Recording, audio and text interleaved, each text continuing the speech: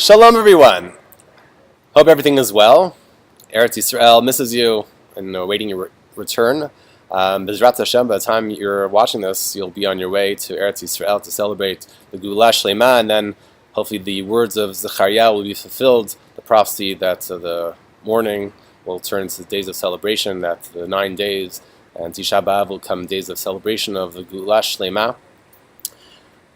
But if that's not the case and you're still in the United States, Canada, England, wherever in the world you may be, and not in Eretz Yisrael, so then these words are very relevant. Why are we mourning? Why are we sitting here in Avilut, getting ready for Tisha B'Av? And the Gemara Masechet Yoma addresses it. It says, Mikdash Rishon Mipnei Macharav, why was the first Beit HaMikdash destroyed? And it says because of the 3 cardinal sins. What were they? Gilui Arayot, Shvichut Damim, Avodah Zarah. Aval Mikdash Sheni, Shayu Oskim b'Torah v'Mitzvot Gemilut Chasadim. The second Beit HaMikdash, they're involved in Torah, Mitzvot, and Chesed. Mipnei Macharav, asks the Gemara. Mipnei Shaita bo Sinat Chinam, because there was Sinat Chinam. Lamdacha sheshkula Sinat Chinam keneged shlosha avirot. The Sinat Chinam was on par with the severity of 3 cardinal sins combined. Now there's another Gemara, Masechet Bava Metzia, that teaches as follows. Amar Rabbi Yochanan. Lo charva Yerushalayim ela shadanu ba din Torah. Yerushalayim was destroyed. Why? Not because of Sinat Chinam, says Rabbi Yochanan, but because they only did din Torah. Now the Gemara asks, what does that mean? That's insane. This is an astounding statement. Because we only kept halacha, because we did what we're supposed to do. That's the reason Yerushalayim was destroyed? Is that so bad? What does that mean? Answers the Gemara, Ela ema shemidu dinehem al din Torah velo avdu lifnim asher tadin. Because the generation of the Churban only kept the halacha, the Torah, on the minimum level. And they didn't go the extra mile, lifnim asher tadin. And the Rebbe had a beautiful insight. He said maybe these 2 ideas go together. Maybe not just in Ben Adam L'Makom, but in Ben Adam L'Chaviro. You have to go the extra mile. And in fact, we learn this from the Rambam. The Rambam says very explicitly, very, very beautiful Rambam, Menachot Yisrei Mizbeach. Vuadin b'chol davar shu l'shem hakel hatov sheyeh min ha'ne'ev hatov. Everything you do l'shem Shemayim should be of the nicest level. Im bana beit tefillah yeh ne'em mi beit yeshiva tov. If you're building a shul, it should be nicer than your home. Echil ra'ev yachil min hatov ha'matok sheb'shulchano. Right, you're feeding the hungry, so you should give the nicest foods. Don't give the minimum. Just give a can of corn, and you have a steak in the fridge. You're preparing a beautiful piece of fish. You share it with those who are hungry. Give the nicest. Chisa arum yichasem min hayefes. Someone who doesn't have clothes, right? So most people giving clothing to a gamach, so they give some clothing they've been sitting in their closets the last 5 years that hasn't been installed for the last 30 years and probably never will be, right? So then they give it to a gamach. But says the Rambam, no. You should give the nicest clothing that you have, not something with a big stain on it, or that's has a couple of holes in it, or that's not going to be in style. Give some nicest thing. Let's say you're going shopping, and you find something beautiful in style you love. Imagine giving that to a gamach. Imagine giving that to the poor. Says the Rambam, Hektish Tavar Yaktish Min Hayafesh Mechasav. When you're doing something with your property, you should give of the nicest. Doing it for Chesed, doing it for Ben Adam L'Makom, you should do the nicest level. And we learn V'chein Hu Omer Kol Chelev LaHashem. Right? You should give the nicest of what you have for your Avodat Hashem.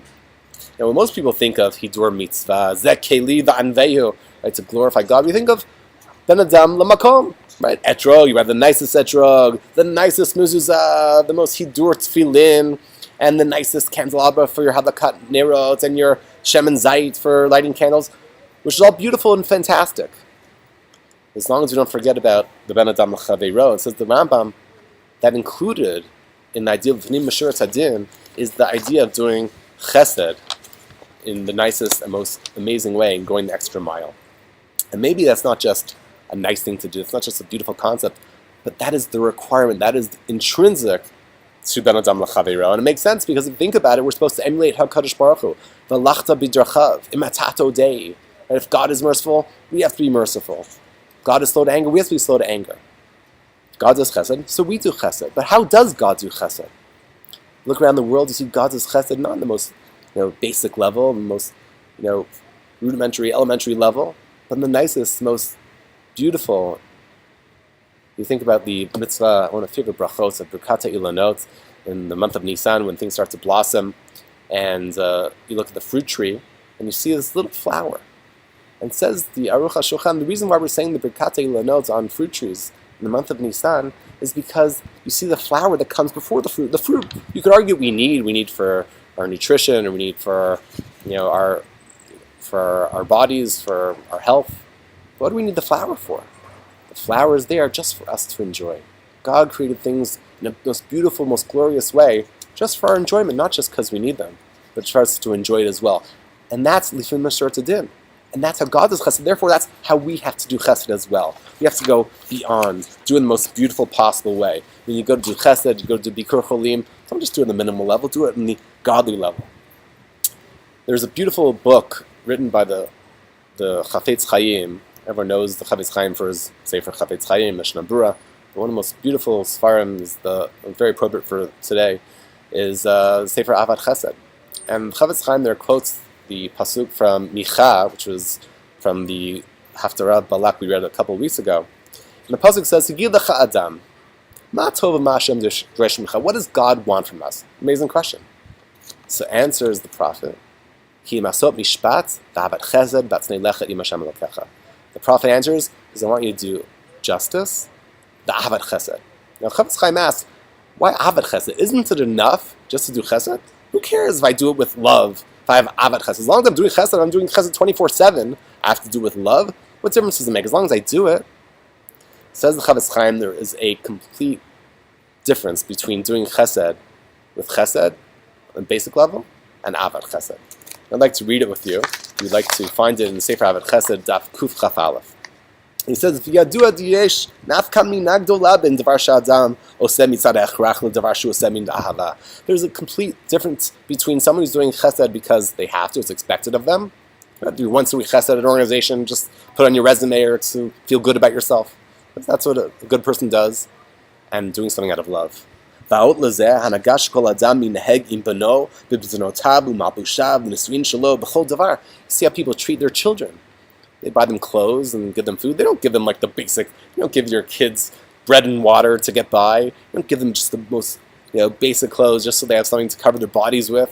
No, you want to buy them the nicest things. You want to give them the nicest things. Make them the nicest food, things that they enjoy, things that they're excited to have. Even though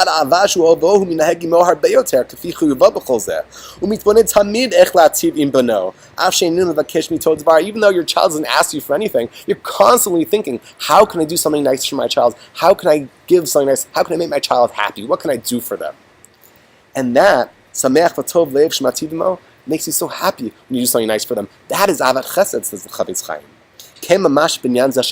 And that is really the concept of chesed. That is the level of chesed we're supposed to be on, says the Chafetz Chaim. When you love chesed, how you do chesed with your friends. Says the Chafetz Chaim that avat chesed means that you're doing everything b'ayin yafa, in the greatest, most beautiful, most glorious way. Lifnei Mashurat Adin. It's not just what Hashem wants from us. This is what's required of us, right? To do chesed in the most greatest and most sensitive way. That's what Hashem wants from us. There's a story about a woman who came to the brisker Rav on Erev Pesach. She said, "Rav, I'm so sorry, I don't have enough money for Daled Kosot for the Seder. Can I be Yotzei with wine? Sorry, with milk, with Chomer Medina." He thought about it for a minute. He says, "Here's a few $100. Go buy yourself some wine for the Seder."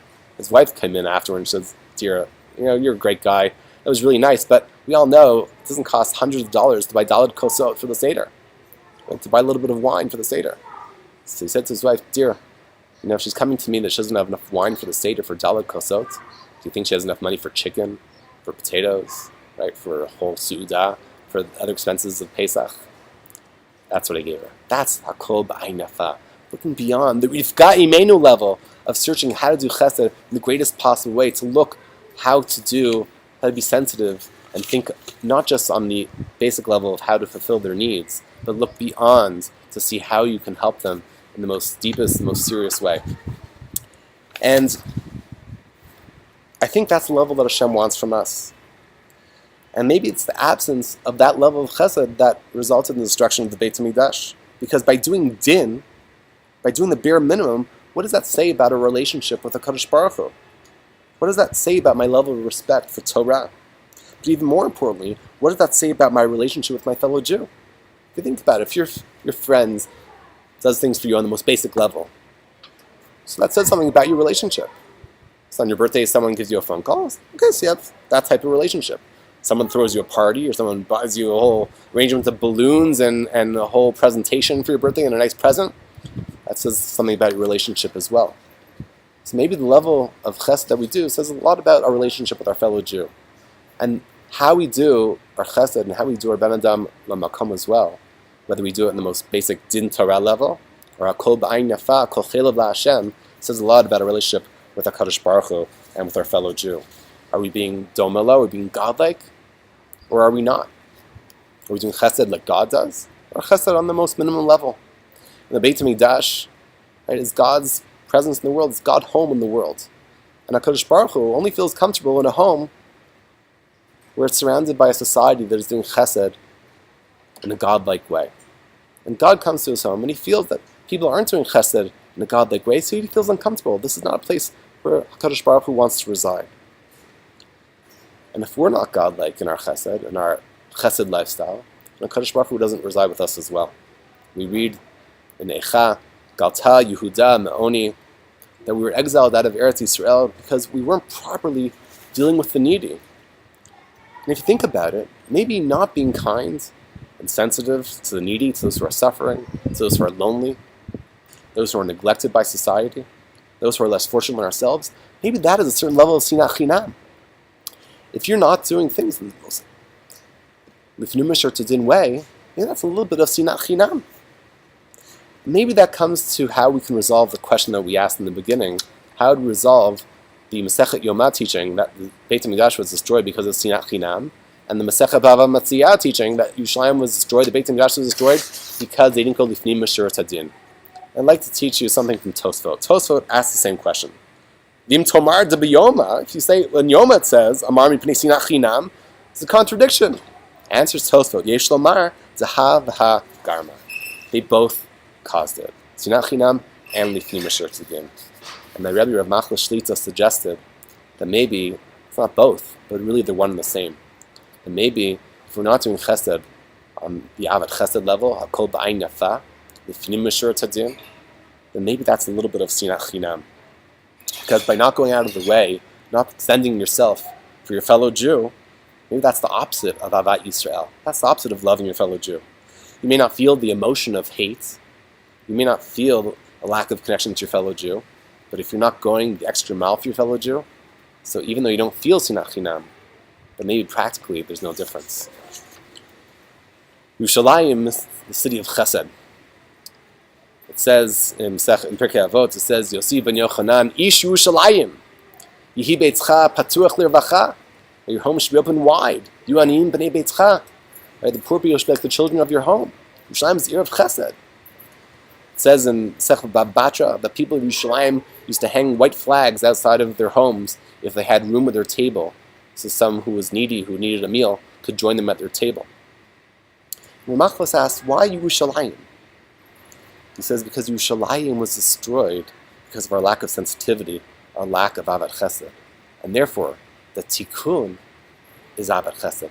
The tikkun for Churban Bet HaMikdash, Churban Yerushalayim, is to not just to do chesed, but to treat our ben azam l'chaveiro and our chesed in the avat chesed level. Hakol b'ayin yafa. Go lifnim mishur tadin, not just in our ben adam l'makom, but also in our ben adam l'chaveiro. As you read in our haftarah on Shabbat Chazon, acharei ken yikareh lecha ir tzedek. After all this, says in Eicha, Yerushalayim will be called Ir Tzedek, because in the end, Bezrat Hashem, with our efforts, with our working on ourselves to do hakol b'ayin yafa, to make sure every aspect of our avodas Hashem, including and especially our ben adam l'chaveiro, then Bezrat Hashem, Yerushalayim will again be called an Ir Tzedek, a city of chesed, and therefore be worthy of the binyan Beit HaMikdash and our Geulah Shleima. Bezrat Hashem, look forward to celebrating with you the great coming of Mashiach. Rabbi Ameinu Amen, Yerushalayim Ir Haskodesh. Shalom.